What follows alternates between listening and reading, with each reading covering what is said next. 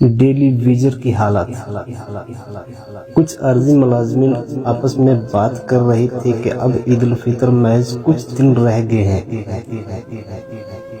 क्या करे, जेब खाली पड़ी है, घरेलू सामान खरीदने के लिए कुछ नहीं है।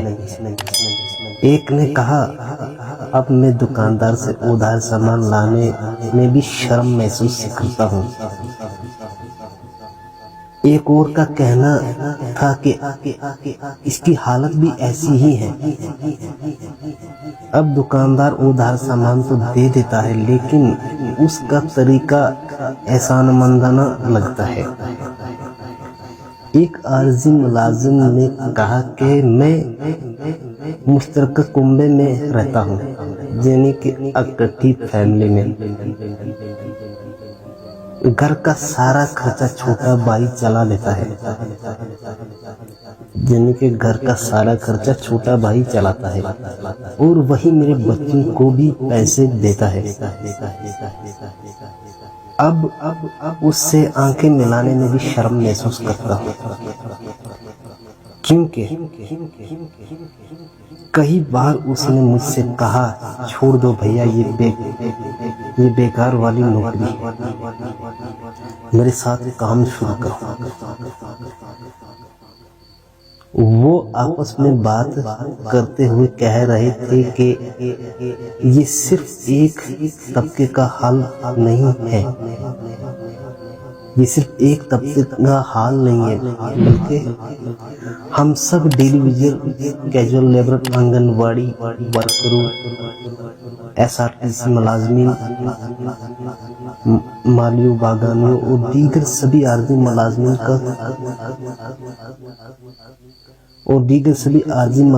का भी कुछ ऐसा ही हाल है। हाल नहीं बल्कि हम सब बदहाल हैं, क्योंकि हमारे अफसर और इंजीनियर खुशहाल हैं। एक टेलीविजन ने गला करते हुए कहा कि हम इतनी मेहनत करते हैं, मुस्तकिल मुलाजमीन से ज़्यादा ड्यूटी देते हैं, फिर भी हमें महीनों तक उजरत नहीं दी जाती है। यूँ लगता है कि हमसे बेगार लेना हकाम और हुकूमत का मुश्किल बन गया है। ऐसा मुश्किल कि वो लुत्फ अंदोज होते हैं जब वो हमारी हालत और हमारी मोहताजी देखते हैं। एक ने कहा कि भाई, ये हजरत उमर फारूक का अदल व इंसाफ और निज़ाम हुकूमत नहीं है कि वो शाम या रात देर गए अपने घर से निकल कर देखा करते थे कि उनकी सल्तनत और हुकूमत में कोई भूखा तो नहीं,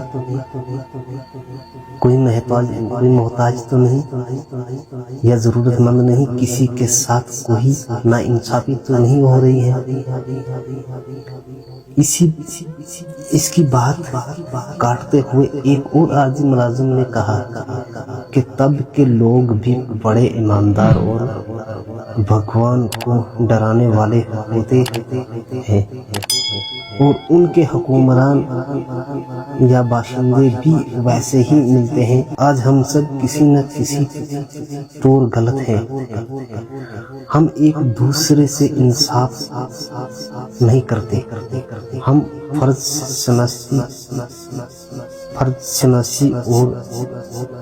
शनासी में भी पीछे हैं। हम सच नहीं बोलते, हम झूठ को चलाकर मानते हैं। हम एक भगवान से डरने वाले नहीं, क्योंकि हमने घर घर, गली गली और दफ्तर न जाने कितने भगवान बना रखे हैं। बहरहाल एक टेलीविजन ने इस बात को समेटते हुए कहा कि चाहे कुछ भी, इंसानियत तो जिंदा है, चाहे कुछ भी है, इंसानियत तो जिंदा है ना, क्योंकि हुक्मरान और अली हकूम को ये बात समझ में नहीं आती कि जब किसी मेहनत कश को उसका मेहनताना ना मिलेगा तो उसके हाल व हाल की हालत क्या होगी। शायद उतर जाए किसी के दिल में मेरी बात। थैंक यू, इसी के साथ लेना चाहूँगा इजाज़त। धन्यवाद।